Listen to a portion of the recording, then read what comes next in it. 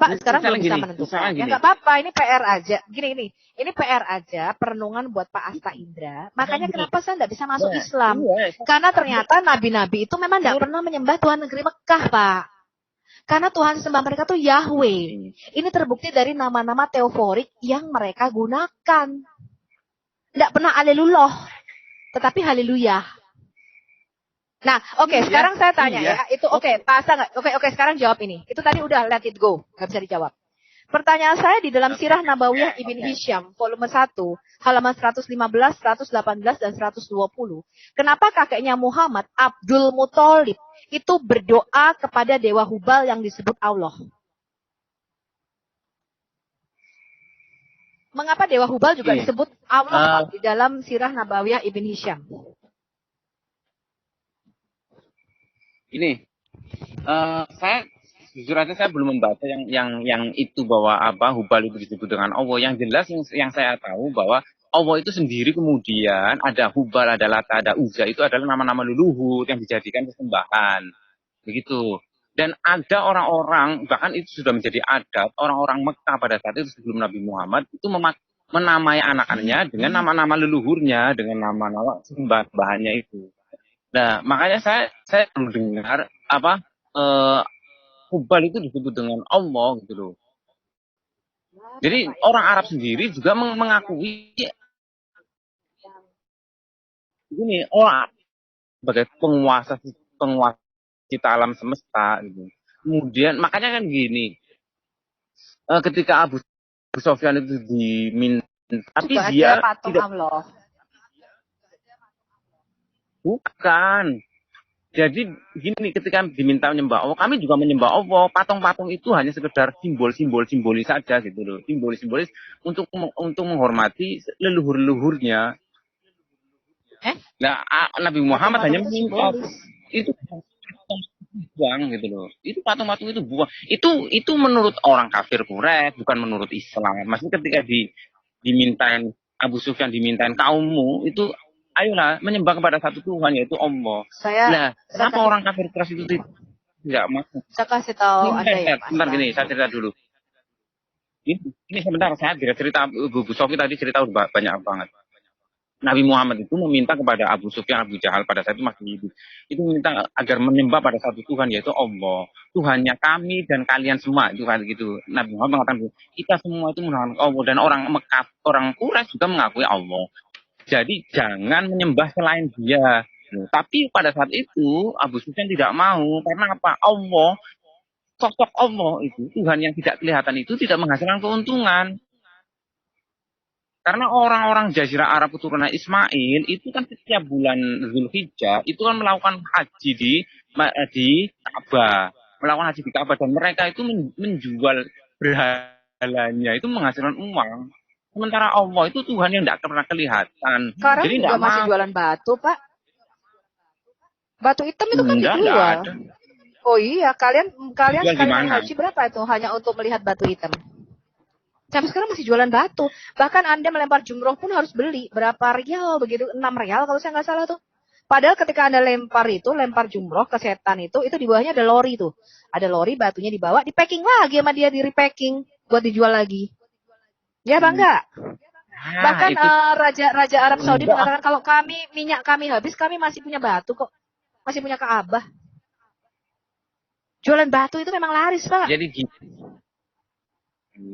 Halo. Ini Bu Sofi itu terlalu menghasilkan duit besar. Jadi gini. Ya sampai sekarang kan kamu datang ke sana untuk cium batu hitam. Enggak, saya tanya sama Anda. Ketika Anda datang ke Baitullah, apakah Allahmu ada di situ? Ya kan memang ya ada, secara energi ada. Kok energi? Secara energi.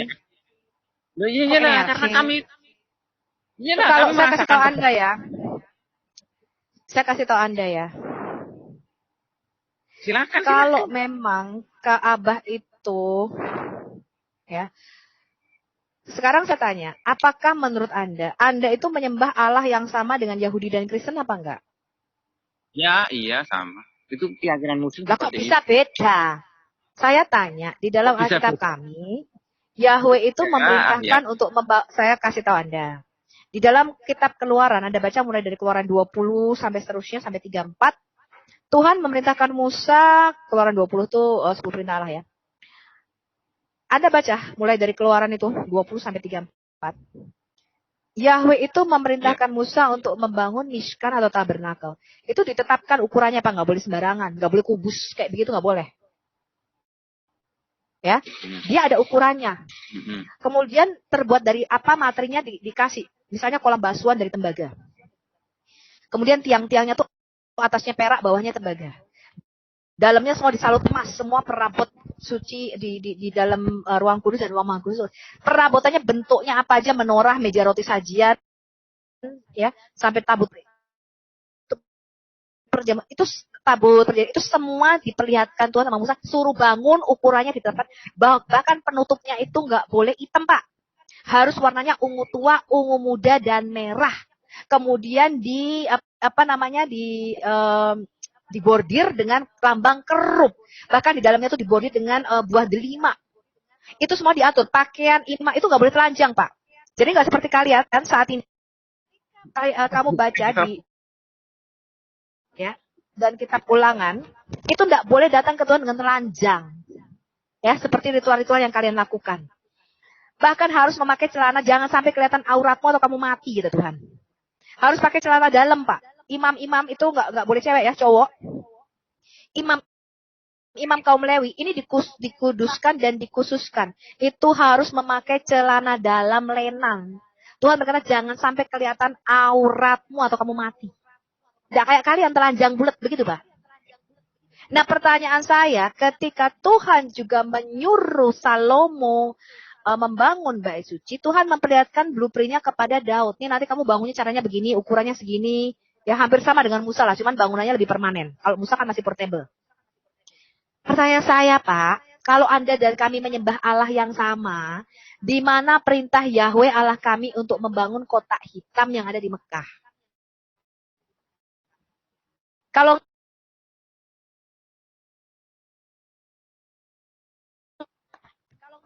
bangun itu kotak hitam di Mekah itu ukurannya segini, artinya ini. Anda tahu nggak? Bait suci kami itu punya arti loh, Pak.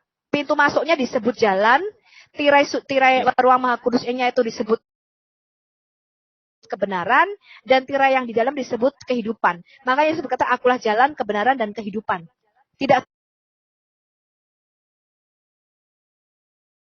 Tidak seorang pun dapat masuk, dapat bertemu sama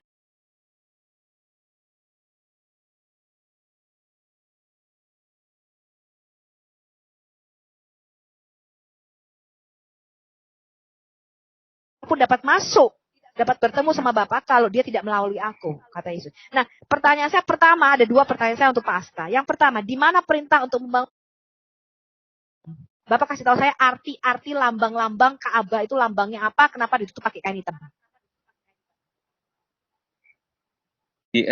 Itu bangunan pertama, kemudian yang dibangun oleh Ibrahim. Tanya, bangunan pertama itu bangunan pertama apa? Bangunan pertama di dunia atau apa? Sebentar. Ini ayatnya begini, inna awwala baiti wudi'a lin-nasi lalladzi bi Bakkata mubarakah. Jadi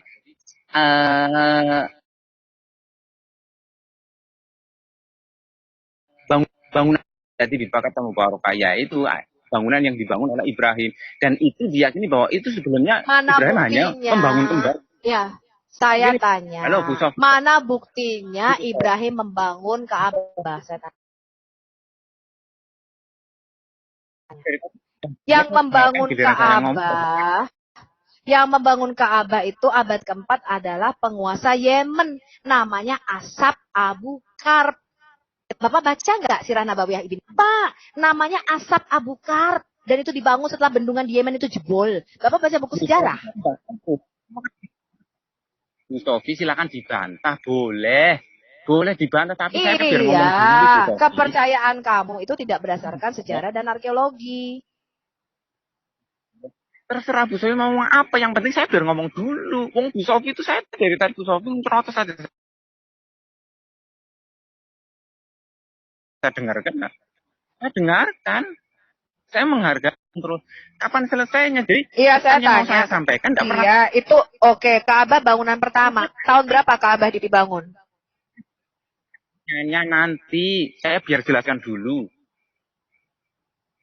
Saya menjelaskan dulu seperti Bu Sofi tadi menjelaskan gitu loh. Biar fair.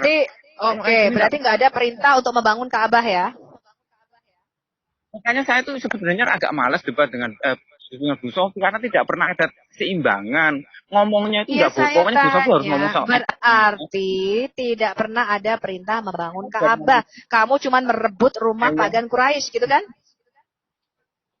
Saya biar ngomong dulu. Jadi itu bangunan pertama yang dibangun oleh Ibrahim, buktinya ada makam Ibrahim. Makam bukan kuburan loh ya, makam Ibrahim dan Hijri Ismail di sana. Kemudian ada batu buktinya putih. Mana buktinya apa? Apa belum? Ya, makam Ibrahim itu apa? Makam Ibrahim itu apa? Ya, makam Ibrahim itu apa? Saya tanya. Makam telapak kaki, betul? Adalah bekas pijakan Ibrahim.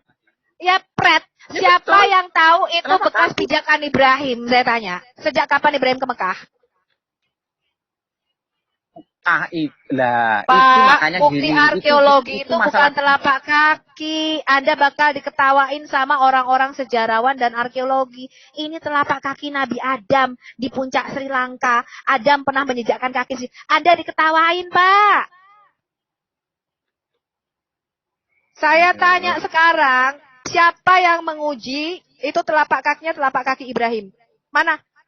Mana sejarawan mana yang memvalidasi bahwa telapak kaki itu telapak kaki Ibrahim? Bu Sofi, saya biar ngomong sih ya. Di situ saya begini.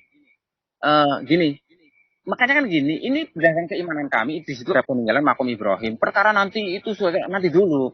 Terus kemudian masih ada Zam-Zam. Zam-Zam itu masih ada loh sampai sekarang. Udah pernah minum airnya apa tidak? Itu air mentah. Enggak pernah. Saya kasih tahu kamu ya. Yang sekarang kalian minum bialdang air Zam-Zam itu disuling sama pemerintah Arab Saudi dari air laut. Ngerti kalian? Ya ditampung dalam jerigen dari PDAM-nya Arab Saudi. Makanya lu belajar dong. Itu diairin dari pipa ya. Itu disuling dari air lautnya, bukan dari Zam-Zam. Jangan kemana-mana dulu. Saya tanya dulu, apa buktinya itu bangunan pertama kapan dibangun? Gini, itu bangunan pertama kali dibangun oleh ditinggikan lagi oleh Ibrahim dengan anaknya Ismail. Yang kemudian mana buktinya? Saya tanya, mana buktinya? Sejarawan mana yang bisa memvalidasi imanmu? Bu Sofi, biarkan saya ngomong dulu. Saya tanya sama kamu, sejarawan mana yang bisa memvalidasi bahwa Ibrahim pernah ke Mekah? Aduh, susah ya ngomong sama Bu Sofi ya. Ini nih. Saya tadi mendengarkan Bu Sofi. Saya minta fakta. Mana sejarawan mana yang mengatakan bahwa Ibrahim pernah ke Mekah dan membangun Ka'bah? Semrawut, tapi saya dengarkan. Saya menghargai. Tapi saya tidak pernah didengar. Semrawut, Pak. Saya kalau ngomong urut dan runtut. Secara kronologi, nggak berantakan kayak Quranmu. Saya itu mendengarkan apapun yang keluar dari mulut Bu Sofi. Enggak, itu semrawut menurut saya pun saya dengarkan dulu. Setelah selesai, saya tanya Bu Sofi juga. Ya, semrawut itu Quranmu. Makanya kamu terbiasa berpikir semrawut. Acak-acakan, nggak kronologis. Panjang-panjangnya saya dengarkan. Udah ngomong sepanjang-panjangnya. Ini saya dengarkan ya Bu. Nanti kalau udah selesai ngomong. Saya tanya sekarang, kamu tadi mengatakan Ka'bah bangunan pertama yang dibangun di bumi ini, betul? Udah belum? Tahun berapa pembangunan Ka'bah?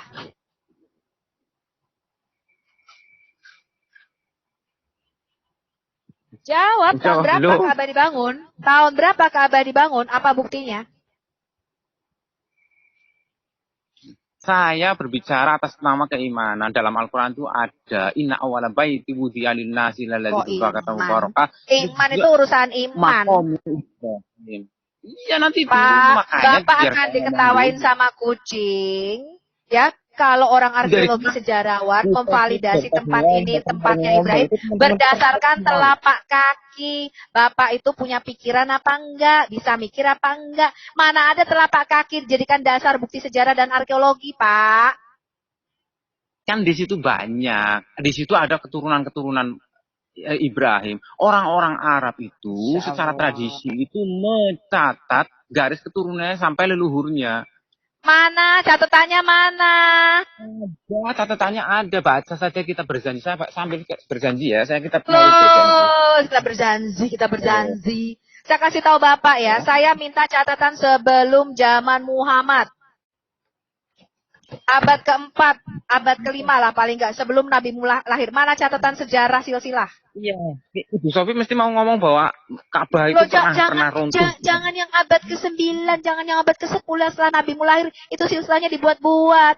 Saya minta catatan silsilah sebelum zaman Nabi lahir. Karena kita mempunyai catatan silsilah ribuan tahun sebelum Yesus lahir. Iya, saya baca ya, silsilah Nabi Muhammad. Silsilah Arab ini. Ini saya baca ya ini. Saya baca ya Bu Sofi saya baca. Didengarkan. Sebentar. Enggak, saya minta dari Qur'anmu. Dari Qur'anmu, mana perintah membangun Ka'bah dari Allah? Nah itu tadi. Nah, kalau di Alkitab kami, saya tadi sudah kasih bahwa Yahweh memerintahkan Musa untuk membangun Mishkan atau tabernakel Musa. Dan semua itu ada artinya. Mana perintah Allahmu kepada Muhammad untuk membangun Ka'bah? Kemudian ada ayat lagi, Allahumma inni askantu min dzurriyyati biwadin bighairi zar'in inda baitikal muharram. Itu ada ayat itu juga, yang menceritakan tentang Ismail dan Ibrahim yang ditinggalkan di Mekah. Sejak kapan Ismail itu ke Mekah, Pak? Ismail itu hidup berdampingan dengan saudara-saudaranya di Padang Paran. Itu daerah utara. Bahkan saya kasih tahu Anda ya, 100 tahun pertama semua kiblat masjid tertua tidak pernah menghadap Mekah. Menghadapnya ke daerah Petra, Jordan.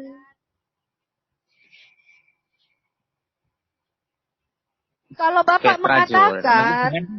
Bapak mengatakan bahwa Ka'bah adalah rumah yang pertama, mengapa masjid-masjid tertua nih yang dibangun pertama kali nih, abad-abad setelah Nabimu, masjid tertua 100 tahun pertama menghadapnya nggak ke Mekah tapi ke Petra Jordan? Kenapa? Kiblatnya ke sana. Yang mana sih? Masjid tertua itu Masjid Kuba loh ya. Pak Asta. Anda itu ya hanya beriman saja, tapi pengetahuanmu sejarah dan arkeologi sangat kurang.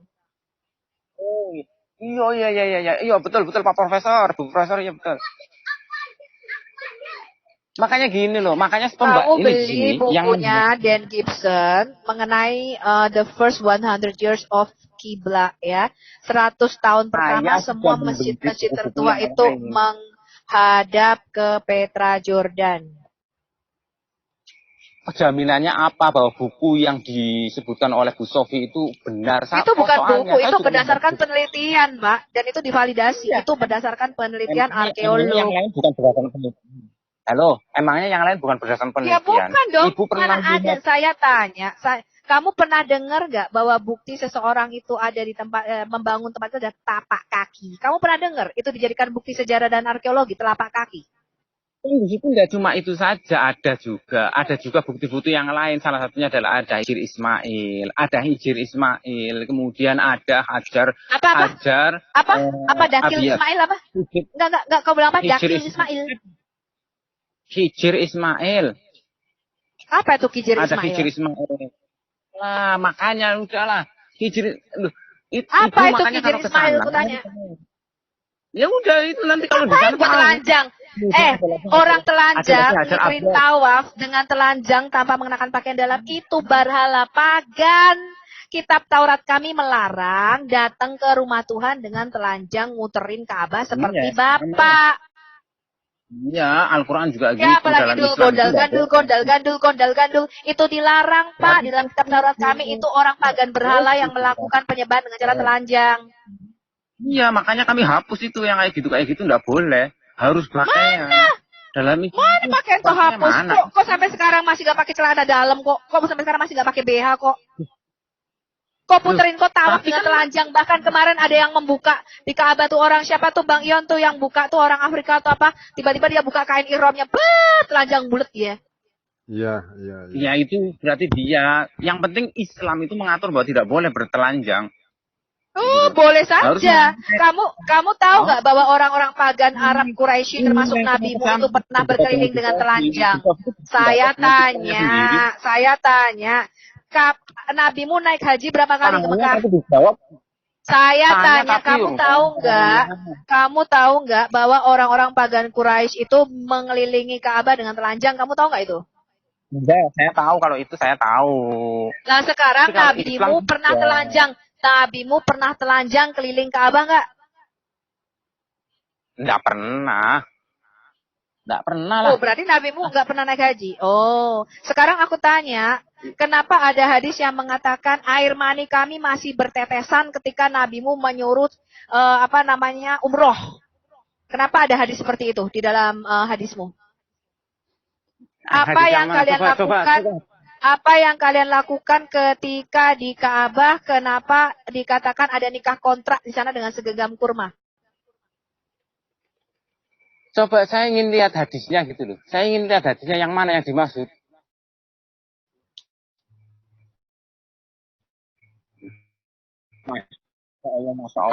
Saya tanya, yang tidak. Enggak pernah.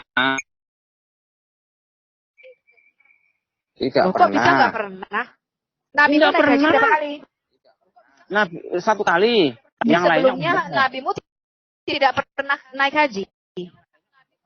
Tidak pernah. Umroh itu pernah. Oh, nabimu ternyata nggak pernah naik haji, teman-teman. Pernah sekali. Bu Sofi, saya tadi kan bilang pernah, tapi sekali. Ini kok, aduh, kupingnya kudune dikorek-korek gitu. Saya tadi bilang pernah, tapi saya sekali. Saya tanya sama kamu, kenapa tawaf tidak pakai baju dalam? Enggak, itu kan perintah. Yang penting harus memakai kain ihram, harus menutupi aurat. Itu kan memang mana perintah memakai kain ihram ketika berhaji? Di ayat berapa? Aduh. Saya tidak membawa kitab-kitab. Nanti saya carikan. Pak Asta katanya paham Al-Quran nih, gimana sih klaimnya gugur dong nih. Paham hadis, paham Al-Quran. Ini gugur dong nih, Pak Asta. Iya. Halo. Halo, Pak Asta jangan di-mute. Pertanyaan 1 juga belum dijawab nih. Kapan Ismail ke Mekah? Kapan Ka'bah ada yang dibangun sama Ibrahim, Ismail? Itu nggak dijawab-jawab sama Pak Asta.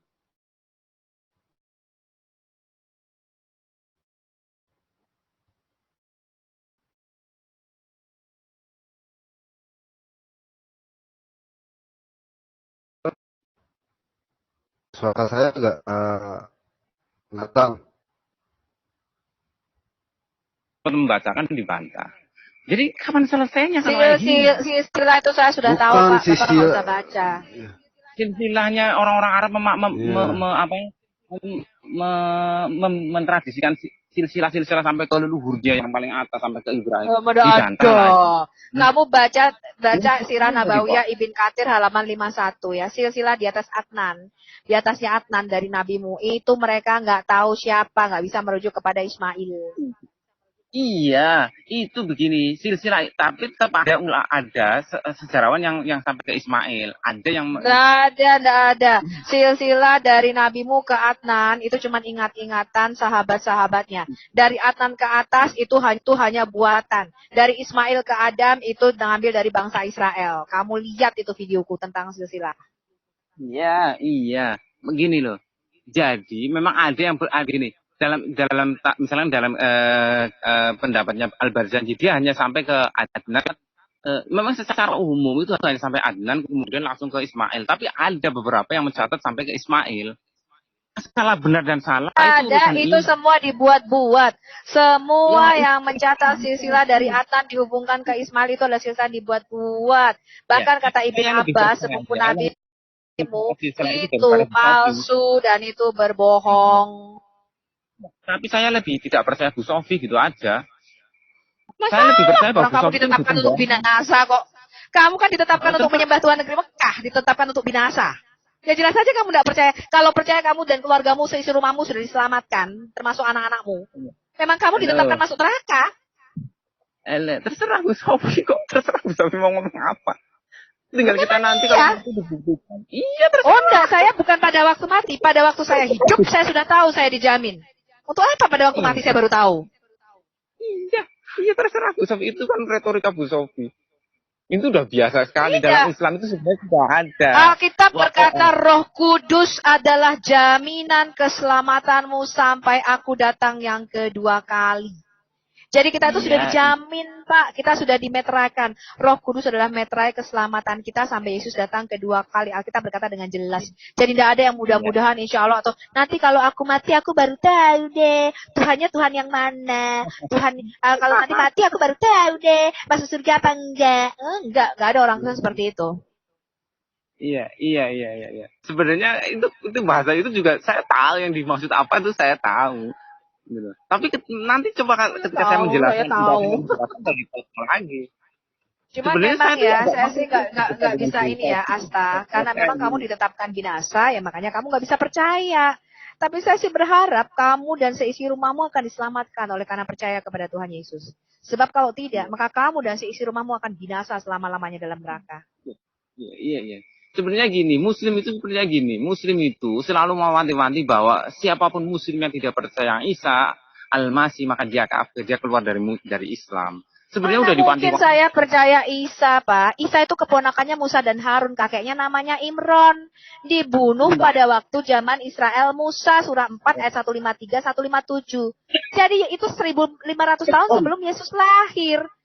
Yesus Kristus itu nggak ada hubungannya sama Isa, Quranmu. Hanya kalian memang sering menghubung-hubungkan.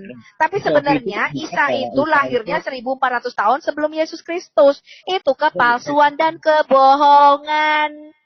Mana begini, Asa.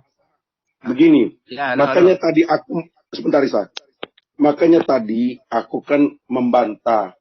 Yang kamu katakan itu Quran untuk saling melengkapi, bahasa kamu seperti itu. Satu poin misalnya soal Gabriel dan Jibril. Sabar.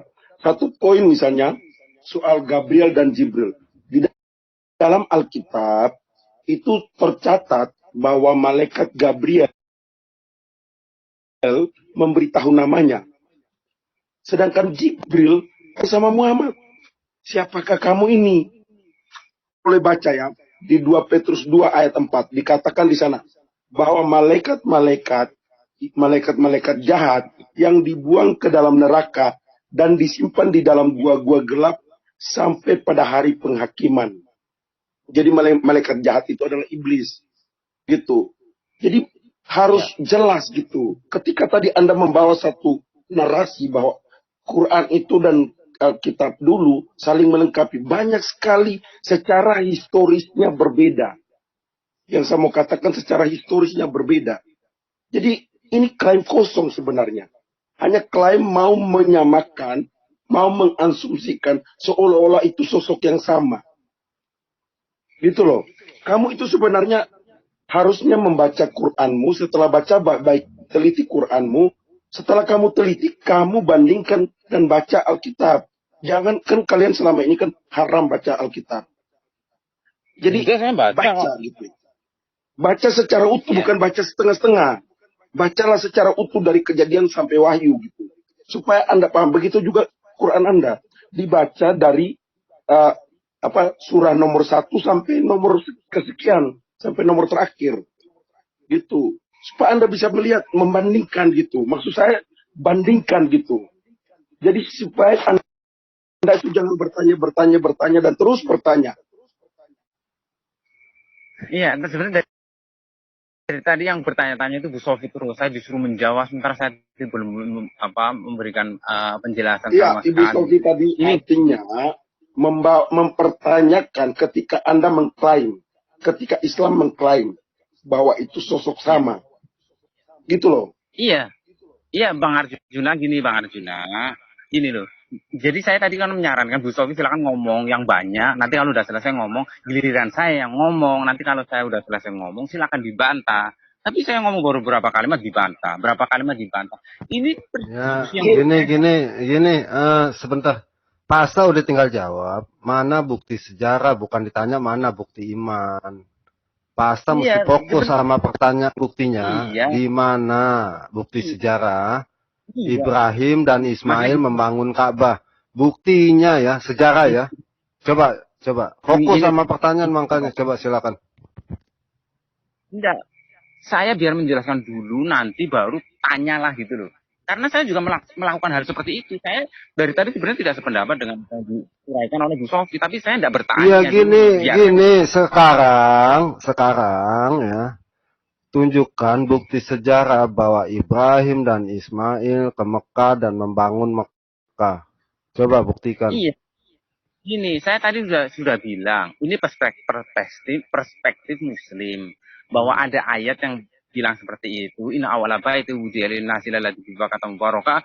Terus ada maqam Ibrahim, ayat selanjutnya. Kemudian ada ayat lagi, ini askantu biyati diwadi. Gini, pasta tahu nggak sih bukti sejarah sama iman? Iya, makanya kan gini, menurut tradisi Muslim. Halo Bang Ion, menurut tradisi Muslim itu adalah bukti sejarahnya, misalkan ada Hijr Ismail, ada Hajar yang sekarang disebut sebagai Hajar Aswad. Sebenarnya itu bukan batu hitam, itu batu putih. Kemudian ada lagi Maqam Ibrahim. Kemudian bangunan Ka'bah itu sendiri. Pasta kagak tahu, berarti bukti sejarah nih. Contoh, saya mau kasih contoh nih ya. Ketika ya Buddha ya itu catatan sejarahnya masih ada ya. Ini juga masih ada. Itu namanya ya apa? Iya. Hanya kan peninggalan. Nah, itu Ka'bah itu sendiri. Iya, silakan. Di situ kan ada peninggalan yang diyakini oleh bukan Muslim saja. Sebelum Muslim itu hadir di situ, orang-orang Mekah meyakini bahwa itu Ismail.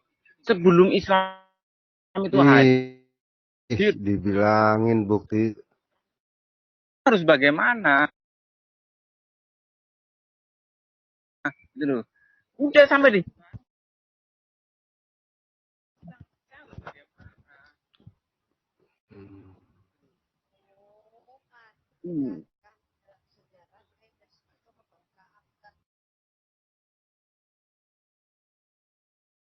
Jangan bukti iman, contoh nih ya.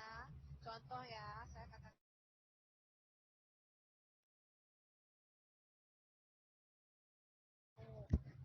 di mana Abraham itu pernah kalian mempunyai katanya makamnya di Mekah, padahal makam Abraham itu nggak di Mekah, tapi di Hebron. Siapa yang bilang di Mekah itu siapa? Jadi darah, mana bukti inskripsi sejarah itu artinya bukti di luar Al-Quranmu yang menyatakan Ibrahim dan Ismail itu membangun Ka'bah. Mana? Saya minta bukti sejarahnya mana? Saya kasih ada contoh, ketika kita menyatakan Yesus Kristus itu disalibkan, dia tokoh sejarah. Saya bisa menunjukkan yang menulis ada seorang bernama Yesus yang mati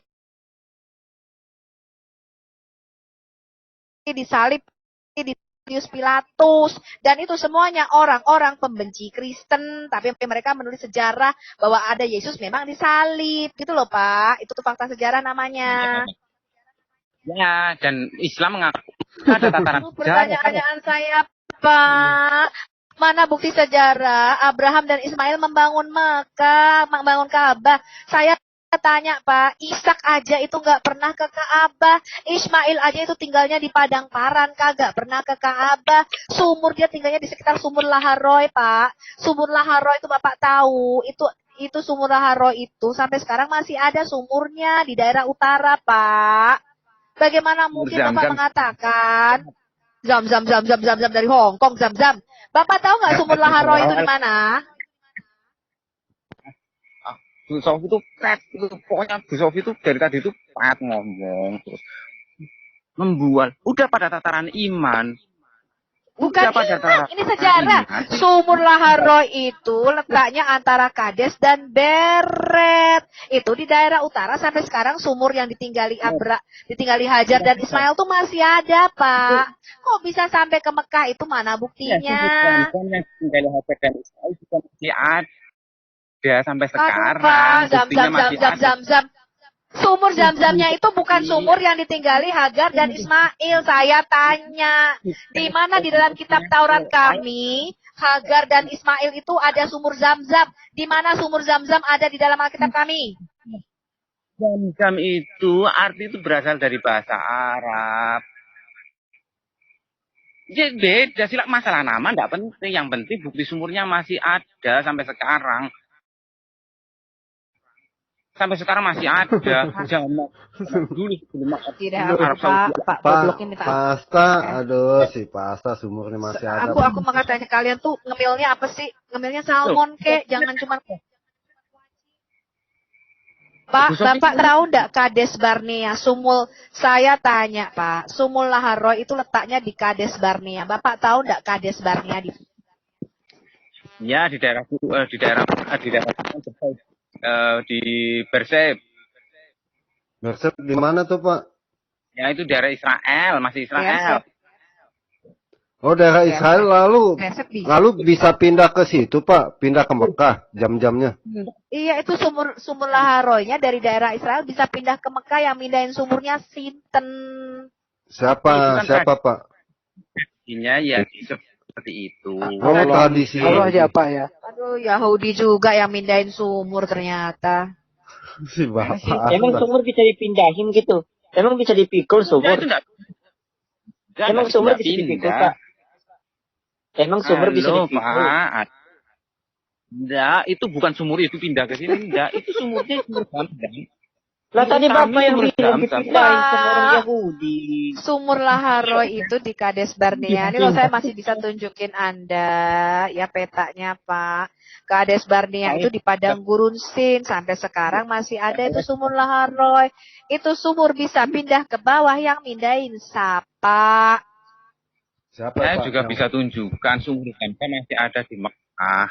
Udah. Loh, saya percaya sumur Zam-Zam ada di Mekah. Pertanyaan saya itu bukan sumur yang ditinggalkan Hagar dan Ismail, Pak. Hagar dan Ismail itu tinggalnya dekat sumur Laharoi. Muslim itu percaya, Muslim percaya, dan termasuk orang-orang Arab pada saat Pak, itu. gini loh, Pak. Gini loh. Saya tahu kalau sumur Zam-Zam di Mekah. Pertanyaan saya bukan itu. Bapak kan mengklaim sumur Zam-Zam ini dan Ismail. Enggak, saya tanya. Bapak mengklaim sumur Zam-Zam ini adalah sumur yang didatangi oleh Hagar dan Ismail. Betul apa enggak? Betul. Iya.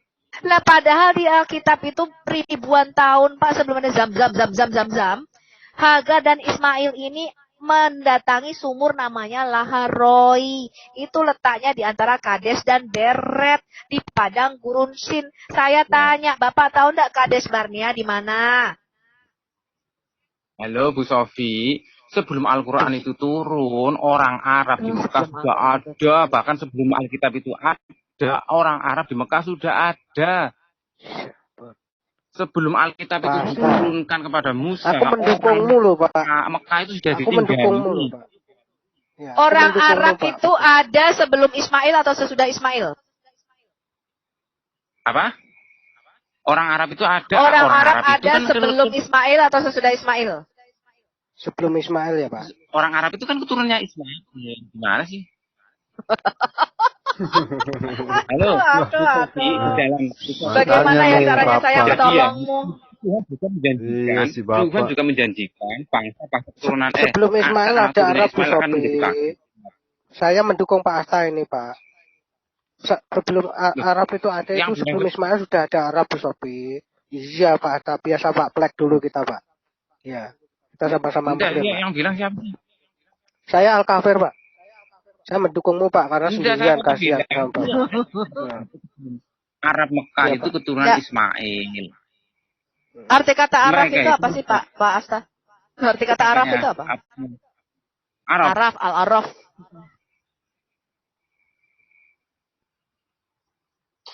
Maksudnya gimana? Maksudnya gimana? Artinya itu loh, artinya. Artinya terserah ibu mau mengartikan apa itu. Ya ampun, kita Menurut bisa Bapak apa? Ahli Quran, ahli hadis, pinter bahasa Arab. Wah, klaimnya udah saya cabut deh. Bapak, klaimnya saya cabut loh. Ya Gimana silakan sih si dicabut Bapak? aja. Kok enggak nyaman juga kok ngobrol sama Bu Sofi. Nih, gimana sih Bapak? Iya, karena kayak gitu. Jangan aja kalau fair. nggak bisa baca, Pak. Jangan ngambek, toh, Pak. Jangan ngambek deh. Gini nih, Pak Asta selalu ngambek sih. Ya. Bapak Saya sebenarnya enggak ngerti. Tapi gini loh. Nah, Sebenarnya gini, saya contohnya dari tadi. begini, Pak Asta. Kalau Bapak mengatakan Araf itu adanya sebelum Ismail atau sesudah Ismail?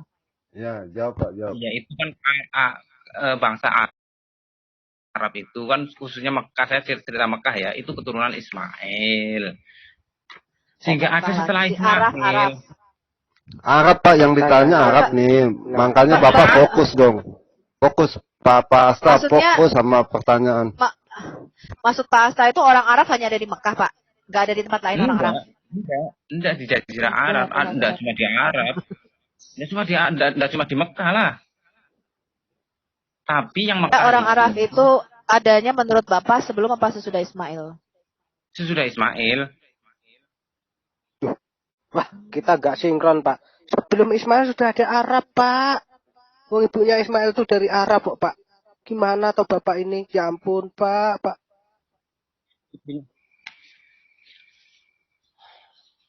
Gimana, Pak? Istrinya Ismail. Halo. Istrinya Ini. Ismail itu dari Arab. Halo. Begini. Mekah itu ketika didatangi Ibrahim dan Ismail itu kosong. Kosong. Kenapa Kosong, Pak. kosong datang ke situ, Pak? Namanya orang mau tur, itu kan biasanya tempat yang enak. Tempat kosong kenapa didatengin? Biasanya banyak jin, Pak, di situ. Iya, itu di situ. Makanya saya tadi sudah bilang, Oh, iya, ini saya benar, bicara Jin. tentang Udah Di gini, situ Pak. itu Pak kosong. di situ kosong dan di situ itu begini Kosong loh. Asta gimana? Ya. Oke, saya tanya. Mana perintah Allah kepada Abraham? Iya, saya tanya. Di mana di dalam Quran perintah Allah kepada Abraham dan Ismail untuk datang ke Mekah pada waktu itu masih kosong dan membangun Ka'bah? Ini makanya tadi saya tadi udah bilang, Allahumma inni askantu min dzurriyyati bi wa'din bi ghairi zar'in. Itu kan ada ayatnya. Itu ayat di situ bunyinya ya Tuhan kami, saya berlindung padamu, saya telah meletakkan anak istriku di bumi, di lembah yang kosong, tidak ada jarak, tidak ada tanaman, hingga baitikal Mana muharram itu ayat berapa? Saya hafal ayatnya, tapi Pasta bilang ya, dia ini paham Al-Quran, paham hadis, paham sejarah lah. Ini ditanya Bu Sophie satu belum ada yang dijawab nih. Saya jadi bisa dicabut nih Pasta nih klaimnya ya. Klaim paham Al-Quran nih Pasta nih.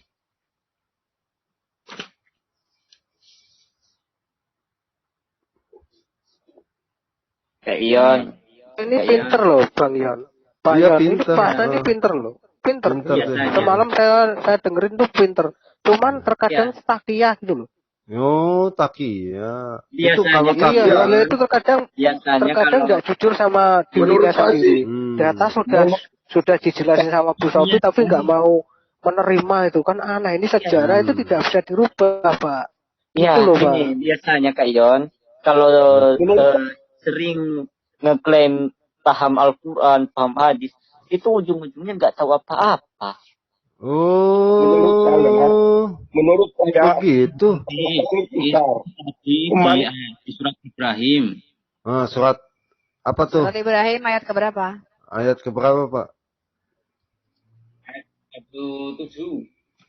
Sebentar tadi Pak Asta bilang surat Ibrahim. Memang Ibrahim nulis surat nih, Pak?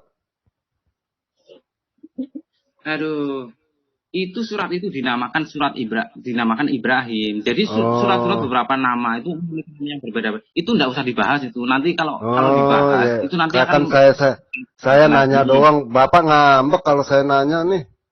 Saya kan nanya doang, jangan ngambek, Pak. Saya pernah jawab gini, itu yang menamakan para sahabat karena ada kisah Ibrahim misalkan. Misalkan surat Yusuf itu dari mana? Kemarin Bapak bilang semuanya gini, sebentar. Itu yang namain sahabat.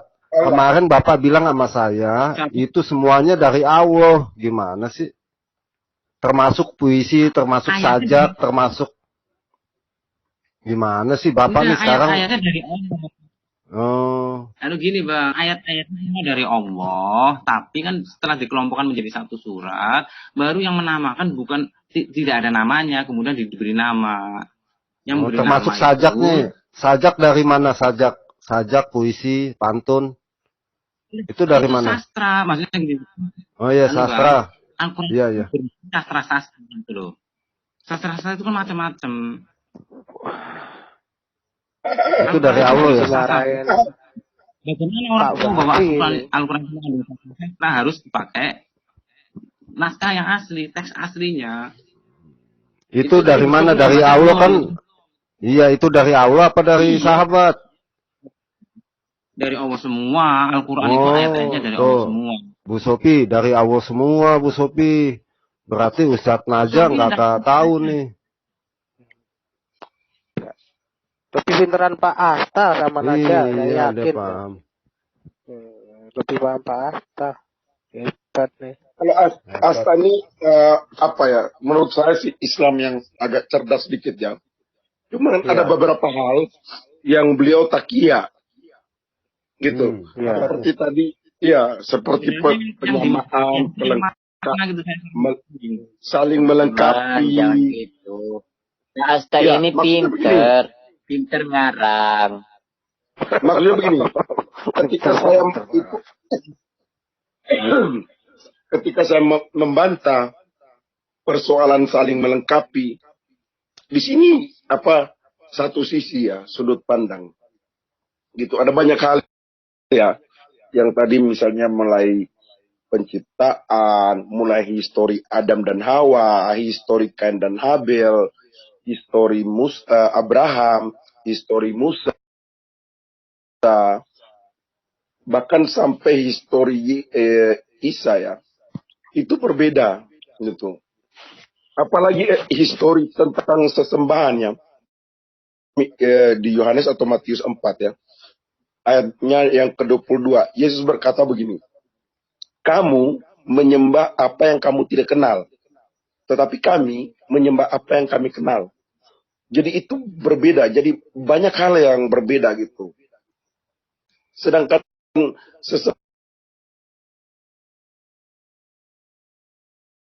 sesembahan kami mempunyai kuasa didengar suaranya, tetapi mempunyai kuasa agar bisa dilihat dan bisa didengar, bisa dilihat sosoknya dan bisa memperdengarkan suaranya. Itulah makanya saya bilang berbeda di situ, Pak Asta. Iya, silakan, enggak apa-apa. Saya juga sebenarnya saya itu tidak mau memperdebatkan yang pada titik iman masing-masing gitu loh. Jadi kita saling diskusi aja sebenarnya. Makanya tadi saya sudah bilang, kenapa saya harus di framing harus menjawab ini dan itu. Ini tradisi kami seperti itu, menurut keyakinan kami seperti itu. Ada ayat Qur'annya kayak begini. Begini loh Bang Asta. Kita ini harus mencari, walaupun kita terlahir ya, misalnya saya terlahir ke Kristenan, kalau ada kebenaran Islam, saya pasti masuk Islam. Begitu. Iya. Jadi kita itu harus mencari kebenaran sejati. Gitu. Harus mencari kebenaran sejati. Jangan karena kita mungkin takut dengan keyakinan kita, atau takut dengan orang tua, karena yang selamat itu saya. Yang masuk surga dan neraka itu saya. Kalau kita mesti tunggu tunggu nanti mati, wah itu payah kalau gitu. Jadi di dalam Alkitab tadi juga pernah dibahas ya oleh Ibu Sofi. Misalnya Yesus memberikan perumpamaan tentang seorang raja yang memberikan mina ya. Yang itu tentang suatu yang akan terjadi ketika Yesus akan datang di datangan kedua ya. Orang-orang Islam selalu mengatakan itu ajaran membunuh. Bukan. Tetapi itu artinya bahwa nanti di kedatangan kedua, Yesus akan membinasakan orang-orang yang tidak percaya. Bahkan iblis pun dibinasakan ke dalam lautan api neraka. Karena apa? Karena mereka tidak percaya gitu. Bukan sekarang. Sekarang itu kedatangan pertama kita itu untuk menjalankan segala perintah kasihnya gitu.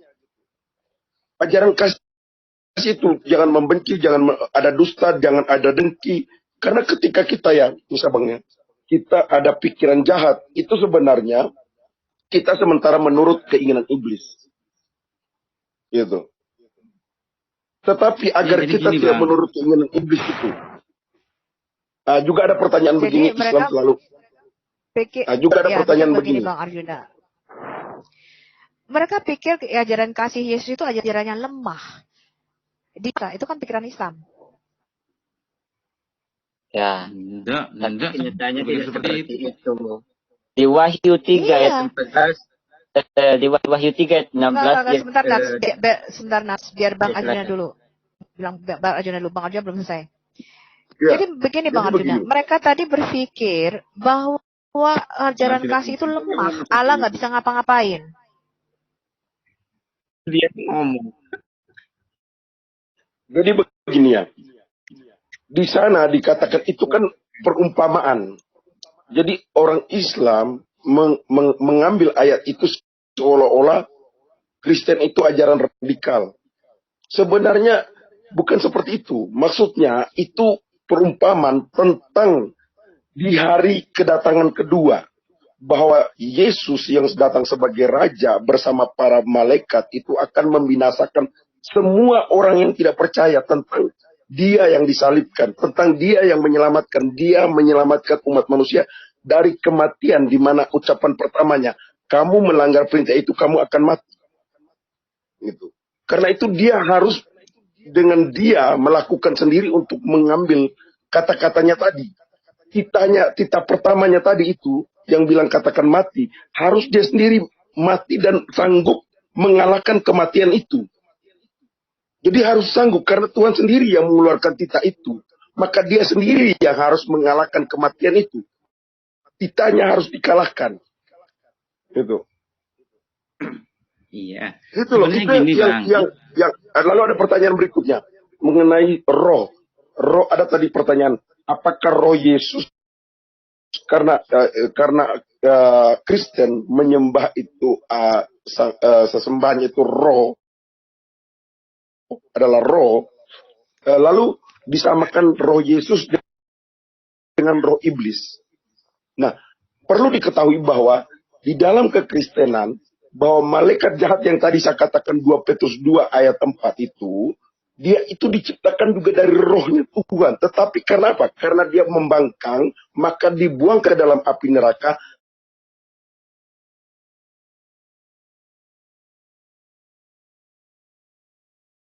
Tadi itu perumpamaan ketika Yesus datang sebagai raja.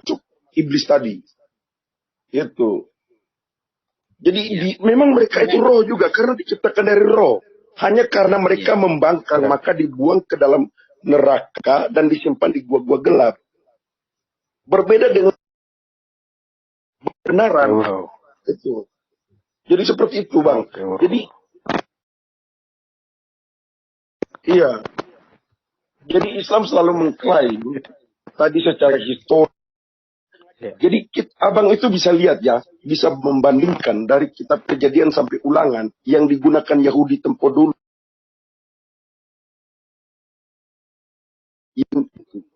Hal yang sama soal penciptaan, di mana tempatnya, bagaimana Tuhan itu menunjukkan, memperdengarkan suaranya, bagaimana Tuhan itu datang bertemu Abraham, itu dipercaya oleh Yahudi dahulu, Yahudi Samaritan dan Yahudi sekarang bahkan Kristen gitu. Itu udah diceritakan. Jadi gini. Oke, secara akidah ya, tadi Pak Atta tadi bilang apa? Kita bicara tentang akidah. Silakan Pak, akidah yang bagaimana yang Bapak mau sampaikan di sini yang bisa kita diskusikan. Monggo Pak Atta. Jadi gini, tadi Bang Arjuna bilang kita cobalah mencari kebenaran, jangan mentang-mentang kita ini lahir dari keluarga ini kan gitu kan. Saya itu sebenarnya itu sudah mencari itu ketika saya masih kecil. Setahu saya itu agama yang mengajarkan agama. Sehingga saya pernah berada pada titik di mana saya harus mencari kebenaran agama. Saya sering cerita ini kepada Bang Ion. Saya pernah mempelajari beberapa banyak agama. Yang kesimpulannya adalah agama-agama yang saya pelajari ini tidak mungkin dia murni dari manusia. Yang saya pernah pelajari yaitu dari Yahudi, Kristen, kemudian Islam itu sendiri, kemudian Hindu, dan saya mempelajari beberapa agama-agama yang lain. Saya pernah itu tidak mungkin ini berasal dari dirinya sendiri. Pada titik itu ini kalau tidak mungkin dari dirinya, karangan dia sendiri, berarti ini karangan dari Tuhan. Ini berarti dari Tuhan. Kemudian kenapa saya akhirnya tetap berada pada Muslim? Karena apa? Muslim di situ adalah yang paling terakhir. Jadi saya menyimpulkan seperti yang sering saya ceritakan bahwa Tuhan itu mengutus Rasulnya di setiap bangsa. Tuhan itu mengutus Rasulnya di setiap bangsa. Maka Islam itu menempatkan dirinya sebagai batu bata yang terakhir. Jadi semenjak penciptaan itu perangkatnya yaitu agama dan disebutkan seluruh alam semesta ini bertasbih kepadanya. Yaitu mereka itu berislam. Islam itu artinya berserah diri. Islam itu artinya berserah diri. Nah, Islam itu sebagai agama yang terakhir yang dalam Islam sendiri juga mengatakan bahwa nabi yang diutus adalah nabi yang terakhir. Makanya disebutkan khotaman nabiyyin, itu juga Al-Quran yang menyebutkan.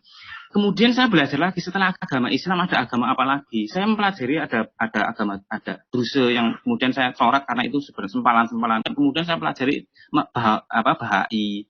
Bahai itu si Bahaullah Mirza Ali Hussein itu mengatakan bahwa dia adalah Rasul Tuhan. Nah, kalau memang ternyata si Bahaullah itu ternyata Rasul Tuhan, betulan benar-benar dari Tuhan semesta alam, maka seluruh umat yang ada di sini harus ikut Bahaullah. Karena dia yang terakhir. Nah, makanya saya akan mempelajari Bahaullah. Saya kenapa gini? Saya kesimpulannya menolak Bahaullah. Karena apa? Satu, Bahaullah itu mati. Akhirnya mati. Dia belum sempat menyebarkan agamanya, mati. Kalau Anda mengatakan itu, agama yang terakhir itu agama Mormon gimana, Mas Bang?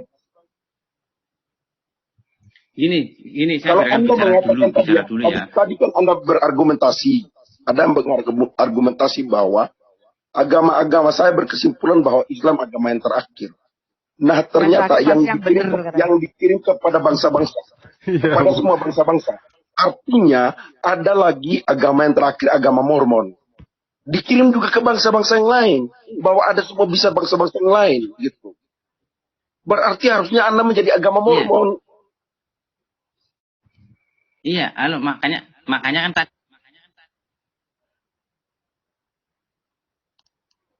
Ya udah gini aja Bang Asta, apa sih kebenaran di dalam Islam coba? Saya mau tahu apa itu kebenaran di dalam Islam. Maksudnya apa? Kebenaran, maksudnya gini, yang pertanyaan diulangi lagi. Apa yang dimaksud kebenaran dalam Islam? Kamu kan akhirnya pada kesimpulan bahwa Islam itu benar karena dia paling akhir munculnya. Nah, saya tanya, kebenaran apa yang ada dalam Islam? Yang pertama gini. Saya meyakini bahwa Al-Quran itu benar-benar wahyu dari Tuhan. Betul, karena Oke, stop. Kita cek dulu klaim pertamamu. Oke, jangan kedua dulu. Kita cek dulu bahwa Al-Quran benar-benar wahyu dari Tuhan. Biarkan saya buktikan dulu nanti dibantah. Iya, tapi saya dulu yang membuktikan. Iya, jangan kedua, ketiga dulu, satu dulu. Iya, buktikan Al-Quran itu firman Allah. Coba, apa buktinya? Oke. Ya, dalam Al-Quran itu, selain itu, Nabi Muhammad mengatakan atas nama wahyu, maksudnya dia hanya menyampaikan saja. isi Al-Quran juga mengungkap alam semesta, mengungkap rahasia-rahasia masa depan, mengungkap hal-hal yang tidak pernah terungkap oleh teknologi dan lain sebagainya yang tidak terpikirkan pada saat itu. Saya pernah mengatakan pada kemarin di diskusi roomnya siapa saya tidak tahu, bahwa dalam Al-Quran itu ada ayat yang pada saat itu disampaikan, sahabat itu hanya iya saja. Tapi ternyata terbukti sekarang, misalkan ayat tentang kejadian manusia dari janin sampai ini dan sebagainya. Kemudian yang kemarin saya stop. Bisa stop di situ dulu nggak? Stop dulu. Kita cek satu-satu Pak Asta. Enggak. Kamu jangan maju kemana-mana dulu. Kita stop. Kita cek apakah benar perkembangan janin itu sesuai dengan kedokteran. Setuju nggak teman-teman? Ya, setuju Pak Asta, jangan banyak-banyak dulu, dicek dulu satu persatu. Oke, kita cek. Kamu mengklaim kebenaran Quran adalah perkembangan janin. Di ayat berapa dikatakan perkembangan janin di dalam Quran? Kita cek apakah sesuai dengan kedokteran apa tidak. Ya, itu Pak Asta cara ngeceknya. Silakan Pak Asta. Yang tadi Pak Asta sebutkan, itu ada di surah mana? Silakan Pak Asta. Langsung di mute nih Pak Asta nih. Silakan satu-satu Pak Asta. Pak Asta.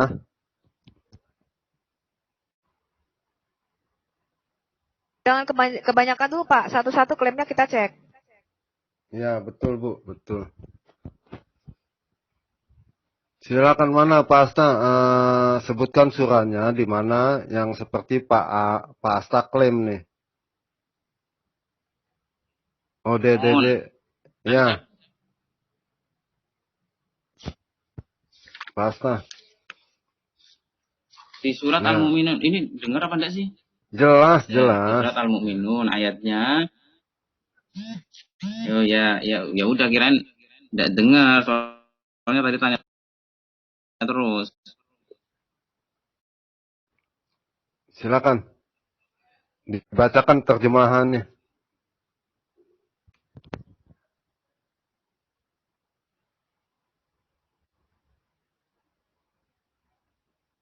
Jadi di mute lagi Pasta gimana sih? Jangan di mute. Dia lagi terima telepon itu Kak Ion. Makanya ke mute otomatis. Saya Oke. Saya baca ya dari surat 12 ya. Walaqad khalaqnal insana min terjemahannya aja. Oke. Dan sungguh kami telah menciptakan manusia dari saripati yang berasal dari tanah. Kemudian kami menjadikannya air mani yang disimpan dalam tempat yang kokoh, rahim. Kemudian air mani itu kami jadikan sesuatu yang melekat, lalu sesuatu yang melekat itu nutfah. Kemudian yang melekat itu menjadi segumpal daging, mudghah, alaqah. Kemudian segumpal daging itu menjadi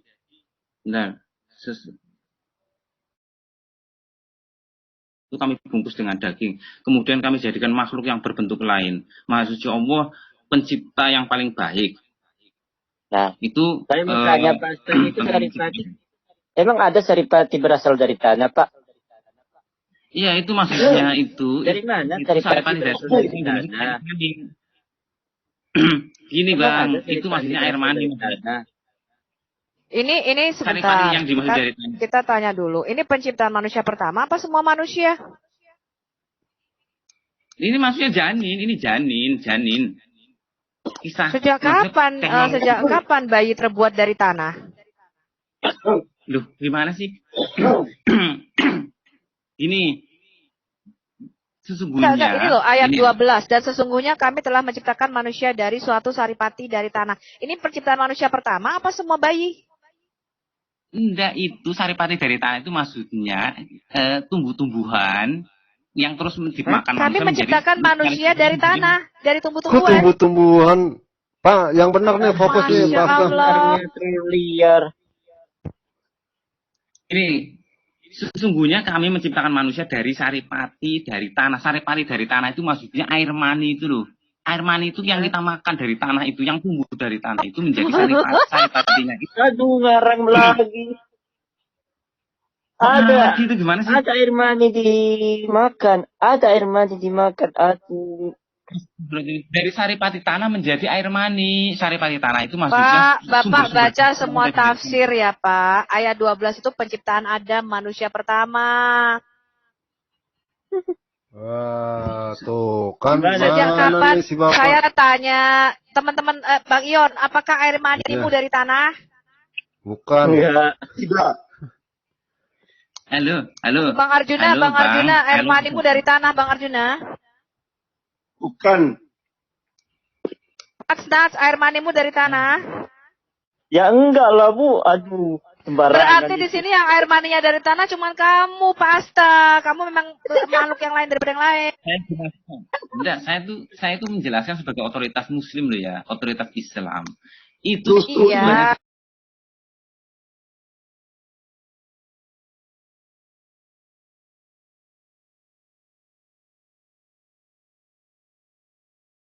Iya.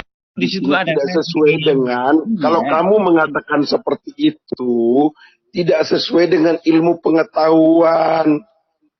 Secara ilmu pengetahuan biologi tidak sesuai. Gimana sih? Tidak, tapi ilmu pengetahuan mengakuinya. Jadi begini, saya jelaskan dulu ya. Kami menciptakan manusia itu dari saripati air tanah. Jadi, semua gizi-gizi itu kan berasal dari tanah. Kemudian setelah itu pada ayat 13, kemudian kami jadikan menjadi air mani. Air mani itu kemudian disimpan dalam rahim. Disimpan dalam rahim, jadi bumi Adam. Asumsinya kau Asta gimana sih?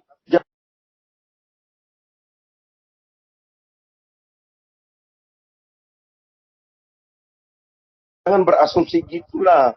Itu namanya asumsi. Kok iyalah asumsinya kau gitu. Kalau yang kau jelaskan ini namanya kau sedang berasumsi. Ada orang lain berasumsi. Gini, makanya kalau kau ngerti kau terjemahkan. Begini loh, kalau ada barang, gini loh, ada barang yang saya buat, lalu orang lain berasumsi, bagaimana bisa gitu? Orang lain berasumsi gitu. Saya dulu sering bilang kepada teman-teman, makanya Al-Quran itu tetap dalam bahasa Arab. Karena ketika diterjemahkan, itu terjemahan tidak bisa memindah alihkan 100% maksud, 100% keindahannya, tidak bisa. Saya gini, saya baca dari Al-Quran mudah dimengerti gimana sih? Pak, saya kasih tahu Anda ya, kalau semua muslim tahu terjemahannya dan mempelajarinya, murtad Indonesia, Pak. Ya, terserah lah. Makanya nggak diterjemahkan. Ya disembunyikan dari kalian. Kalau terjemahkan murtad.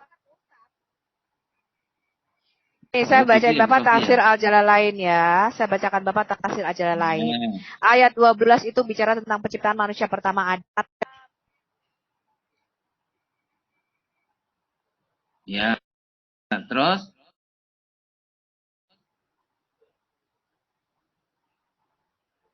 Apa ayat ke-12 13 salah. Air mani dari tanah. Sejak kapan air mani dari tanah? Itu saripati kok dari tanah. Itu saripati, saya bilang saripati, itu saripati. Iya, saripati itu apa? Saya tanya, apa itu saripati? Saripati itu kandungan zat-zat yang ada di dalam tanah, itu yang menjadikan kita itu loh. Bukan Pak, Bapak baca dong, itu tafsirnya. Itu penciptaan manusia pertama tuh ayat 12.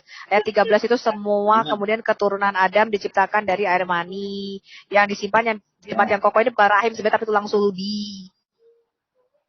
Pak, Bapak bilang saripati itu yang dari tanah. Betul Pak, Bapak bilang saripati itu zat-zat dari tanah. Terus itu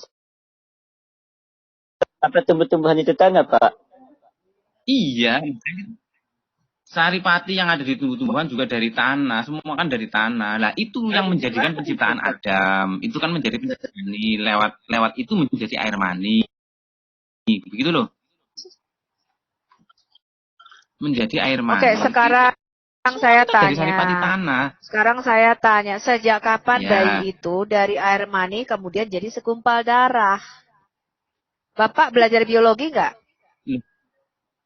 Loh. Kan memang seperti itu. Saya tuh pernah membaca biologi. Loh. Itu kejadiannya. Sejak kapan bayi itu fetus pernah dimulai dari segumpal darah? Gini loh, air mani ketemu dengan ini, kemudian disimpan dalam ini menjadi itu gini loh, menjadi nutfah lebih dulu, menjadi nutfah. Makanya gini, pakai Al-Quran asli, maka yang tertulis adalah summa khalaqna nutfah. Karena kata nutfah itu dengan kata alaqah itu maknanya darah semua ini. Alaqah mudghah darah semua, tapi darah yang bagaimana? Iya, alaqah itu adalah gumpalan darah beku, Pak. Alaqah itu gumpalan darah beku. Pak, bagaimana mungkin gumpalan darah mati? Ya, saya tanya. Bagaimana mungkin alaqah, gumpalan darah beku, gumpalan darah mati itu bisa berkembang jadi janin? Sejak kapan perkembangan janin dimulai dari gumpalan darah beku? Iya, saya tadi sudah bilang belum alaqah, itu nutfah dulu, setelah nutfah menjadi alaqah. Ya, alaqah kemudian menjadi apapun itu, segumpal darah jadi alaqah itu. Sejak kapan saya tanya, Pak? Sejak kapan janin itu pernah ada gumpalan darah beku awalnya? Gini, Bapak belajar biologi dari mana? Tunjukin sama saya dokter siapa? Ya, Pak, tunjukin sama saya bayi mana yang dimulai perkembangannya dari gumpalan darah beku? Bu Sofi, tinggal baca aja itu surat Al-Mu'minun, itu dibaca artikel-artikelnya sekarang Bapak kan mengatakan kebenaran dalam Islam itu katanya mengenai perkembangan janin. Sejak kapan janin dimulai dari gumpalan darah beku, kemudian jadi daging, kemudian daging itu jadi tulang belulang. Sejak kapan, Pak? Janin, saya tanya, sejak kapan janin di dalam perut pernah jadi tulang belulang? Halo, dari nutfah dulu. Muter. Dari janin. Iya, sejak kapan perkembangan janin dimulai dari Pak, gumpalan darah beku itu artinya jaringan mati. Saya kasih tahu Bapak ya, nutfah al-alaq itu artinya gumpalan darah beku, a clotted blood. Gumpalan darah beku, gumpalan darah mati itu tidak pernah berkembang, Pak. Jadi apa namanya? Jadi suatu janin. Karena itu jaringan mati, itu harus dibuang. Kalau nggak nyumbet, tahu nggak, Pak? Orang bisa mati itu kalau ada alaq. Bisa tahu arti alaqah enggak? Alaqah. Tahu artinya itu enggak? Tahu, gumpalan darah beku. Saya bukan. Kata alaqah. Ya, di pembuluh darah bisa jadi stroke, serangan jantung. Tahu artinya alaqah. Sejak kapan itu Bapak tuh ada foto anak Bapak di situ kan? Saya tanya, sejak kapan anak Bapak itu pernah dimulai dari gumpalan darah beku? Sejak kapan bayi itu bisa dimulai perkembangannya dari darah beku, Pak? Bu Sofi tahu enggak artinya alaqah? Bu Sofi tahu enggak artinya alaqah dalam bahasa Arab? Buka kamus ya. Pak, sejak kapan bayi itu pernah dimulai perkembangannya dari segumpal darah beku? Jawab dulu. Ini Bang Ion ini. Dokter siapa yang berkata bayi pernah jadi segumpal darah beku? Saya tanya dokter siapa yang mengatakan bayi itu tadinya segumpal darah beku? Pak, itu alaqah artinya apa? Alaqah, ain lam qaf. Alaqah itu artinya apa? Ibu Sofi kan pakai terjemahan alaqah itu artinya apa? Biar tahu segumpal dagingnya bagaimana. Kata dari alaqah, dari nutfah menjadi alaqah. Sejak kapan, Pak, namanya bayi itu pernah dari segumpal darah beku itu sejak kapan? Jangan tanya saya tahu apa enggak. Kamu tunjukkan sejak kapan janin itu pernah berkembang dari gumpalan darah beku. Bu Sofi tahu artinya alaqah apa enggak? Kalau tahu artinya alaqah nanti Bu Sofi kata-katanya diralat tadi yang tadi. Gumpalan darah beku dan sebagainya. Saya itu belajar Islam 4 tahun, Pak. Saya tanya sama kamu apa itu arti alaqah? Coba tunjukin. Apa arti kata alaqah? Saya tantang kamu. Ya tunjukin apa artinya saya tanya. Tuh, saya sudah jawab. Artinya clotted blood, gumpalan darah mati atau gumpalan darah beku. Ngerti kamu? Arti alaqah. Bu Sofi, alaqah itu artinya itu kata kerja itu. Alaqah itu kata kerja. Alaqah itu kata kerja loh. Kok gumpalan daging tuh gimana? Kalau sudah ada ta'mar butuhnya tadi siapa ngomong gumpalan daging? Alaka itu artinya gumpalan. Maksudnya gini, gumpalan darah itu kan kata benda. Alako itu artinya itu kata kerja. Itu kata kerja, Bu Sofi. Itu kata kerja. Itu kata kerja. Lo kok gumpalan tuh gimana? Ketika ada tambahan tak baru itu kata bendanya. Tapi kalau tahu artinya alako, nanti pola pikirnya berubah lagi. Darah yang menggumpal, Pak. Alako Menggumpal. Udah Bapak nggak usah menghindar. Itu menggumpal. Darahnya yang menggumpal, Pak. Itu memang menggumpal bahasa kata kerja. Tapi itu darah yang menggumpalnya, Pak. Alako artinya menggumpal tuh. Ya memang iya. Makanya saya tanya kan alako dulu itu artinya apa? Blood. Clotted blood, bagaimana sih? Mati dah. Clotted blood. Tanya Pak, sejak kapan janin itu dulunya pernah jadi segumpal darah? Saya tanya. Sejak kapan perkembangan janin itu pernah dulunya segumpal darah beku? Sejak kapan loh Bu Sofi ngarang-ngarang cerita kayak gitu? Saya tadi udah bilang, kenapa orang-orang sering kebingungan? Karena apa? Mereka berdasarkan pada terjemahan. Pak Asta, itu penerjemah kamu itu ndak bodoh-bodoh. Penerjemah kamu bukan orang bodoh, ngerti nggak? Bukan kamu doang yang pinter. Pada penerjemah itu, kalau mereka orang pinter, tentu nggak dibikin asal-asalan di situ. Kamu keliling dunia juga, penerjemah seluruh dunia, tetap namanya segumpal darah. Lapor penistaan penerjemah tuh. Gini Pak Asta jangan kamu rendahkan tuh penerjemah kamu kayak mereka itu bodoh-bodoh semua. Ngerti nggak?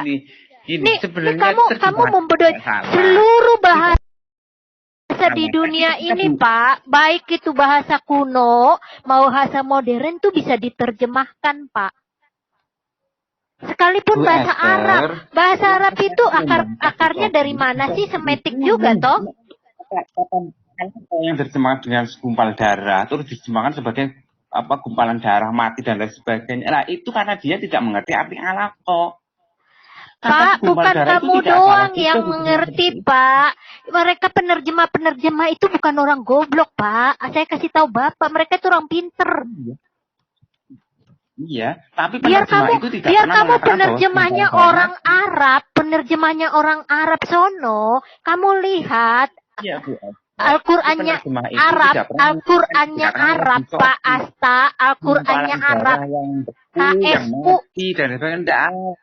Kamu lihat Arab punya, bukan kamu yang pinter sendiri, Pak Asta. Bang Ion, apa undang-undang Suster Heni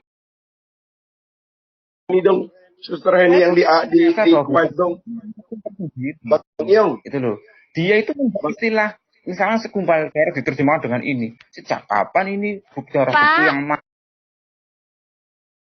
mati ini udah. Cuman kamu doang yang membantah itu, ngerti ndak? Bu, apa di dunia ini yang mengerti bahasa Arab cuman kamu doang? Itu penerjemah itu goblok semua. Hah? Kamu mau bilang penerjemah itu goblok-goblok semua, Pak? Hah? Penerjemah pinter loh. Kalau memang pinter dia bikin segumpal darah, kenapa kamu salahin? Itu artinya kamu goblokin mereka.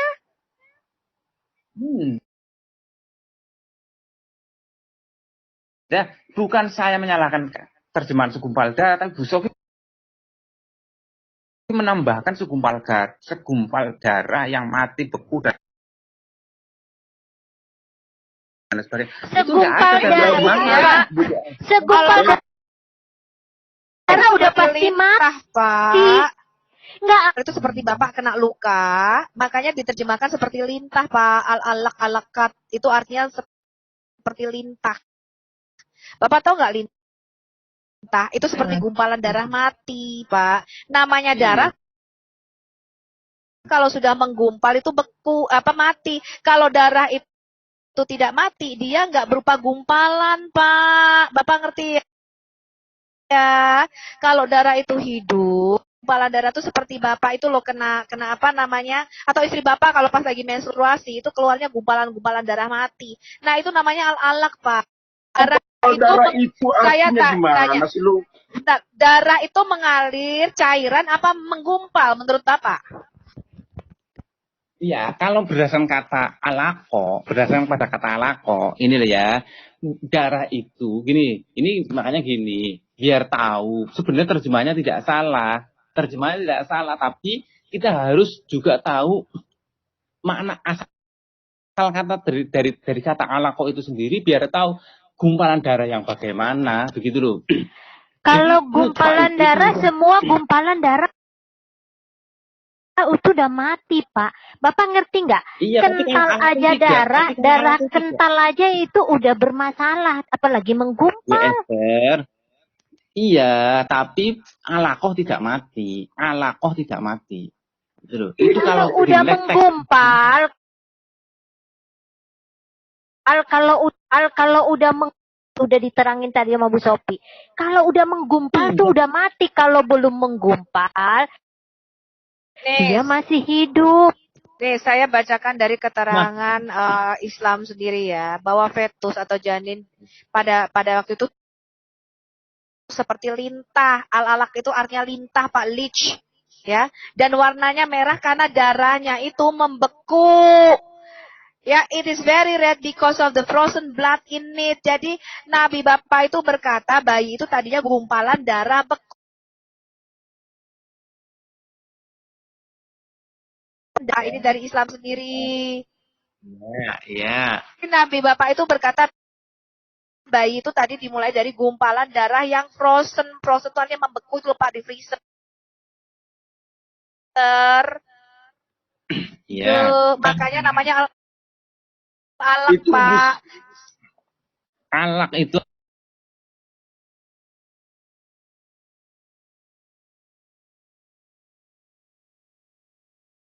artinya menggantung, Bu. Jadi dia menempel di rahim yang berbentuk Pak, penerjemah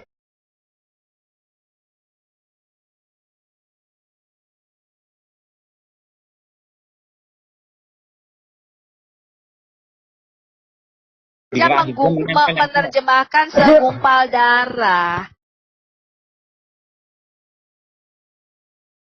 Kenapa menggumpal darah? Karena darahnya membeku, menggantung lagi.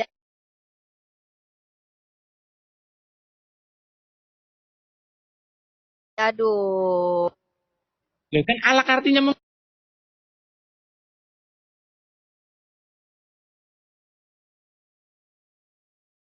menggantung. Alaq itu artinya menggantung. Makanya ada hadis mu'allaq, ada hadis mu'allaq. Apa yang digantung itu kan tentang penciptaan. Dia itu menggantung di dinding rahim. Pak, bayi itu bukan menggantung, Pak. Tapi Bapak lihat dong, pertumbuhan janin itu nggak pernah menggantung. Kalau menggantung sama buah mangga, Pak. Dia itu nempel di dinding rahim. Yang menggantung itu buah pepaya, itu menggantung.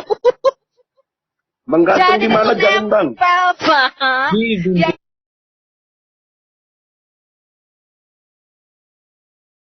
Itu masuk ke dalam rahim ibunya. Pak, itu menempel, kemudian dia masuk. Bapak lihat dong perkembangan janin, masuk dulu Pak ke dalam rahim, dia membuat luka. Jadi dibuat luka dulu rahimnya. Nampak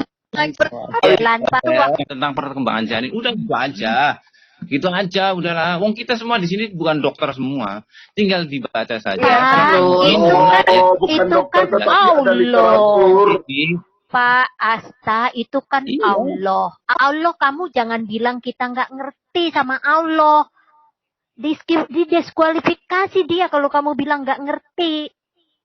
Itu tulisannya Allah kan, katamu. Iya. Saya sih nggak percaya. Ya masa Allah salah?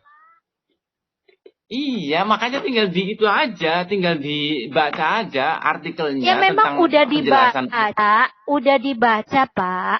Memang darah itu ndak membeku juga nggak ngegantung-gantung Pak. Itu waktu dia masih 16, kan dia tuh selnya membelah. Jadi 16 dulu. Morula, namanya morula terus blastula. Iya. Habis itu dia jadi 100. Itu memang tertanam Pak. Di rahim. Itu sel bukan gumpalan darah beku. Bukan. Iya, bukan gumpalan darah beku. Yang menerjemahkan darah beku sih. Pak, ini kok tidak terima Pak, pengetahuan kalau sih, udah gimana darah ngegumpal itu baru beku namanya Pak. Nggak ada darah yang menggumpal itu masih cair. Buat teman-teman yang ada di sini, silakan saya beri clue, itu ada surat Al-Mu'minun yang tadi saya ini coba dibaca artikel-artikelnya sana, dibuka di Google atau di buku-buku apa gitu, buku-buku kesehatan. Nggak usah di Google, cocokin aja sama ilmu pengetahuan udah aduh Pak, itu ngaco Pak. Ilmu apaan kayak begitu? Udah silakan nanti setelah apalagi maju lagi Bu Sophie, maju lagi daging menjadi tulang. Coba. Daging menjadi tulang belulang. Sejak kapan janin bayi di perut jadi tulang belulang, Pak? Iya. Gini Bu Sophie, tinggal dibaca saja artikel ini dengan surat ini, ayat ini dengan artikel-artikel sana di sana. Sudah itu saja. Di sini tuh tidak ada yang dokter kok. Pak, nggak usah jadi dokter juga. Kita udah bisa pinter, Pak. Kita bukan orang bodoh. Baca literatur. Biar Bapak tahu ya, tuh daging itu nggak pernah jadi tulang, Pak. Unsur-unsur pembentuk daging sama pembentuk tulang itu beda, jauh. Itu Bapak mau bangga-banggain makan ke kami. Itu jadi bahan tertawaan nanti, Bapak. Tuh. Ampun dah. Darah kok ngegumpal. Undang dokter Potter kok. Undang dokter Potter dulu. Dengan Dokter ini. Leon dulu suruh dia ini. Dokter Leon sama ini orang yang Sister Henny yang dari Kuwait. Bisa Pak, orang kita bisa lihat kok ke punyanya orang Saudi Arabia. Orang Saudi Arabia masih salah juga terjemahannya. Buset. Aduh Pak. Itu baru satu. Dalam satu ayat ini aja kesalahan tuh udah berapa banyak Pak. Silakan Bu Esther, nanti setelah keluar dari room ini buat teman semua yang ada di room ini yang melihat room ini, itu saya kasih clue Pak, surat Al-Mu'minun 12 bawah itu. Kami udah ngobrol sama dokter. Nah, Pak, sejak kapan sih anak Bapak itu? Sejak kapan Pak janin bayi di perut di dalam rahim ibunya tuh pernah jadi tulang belulang Pak, kayak tengkorak begitu sejak kapan?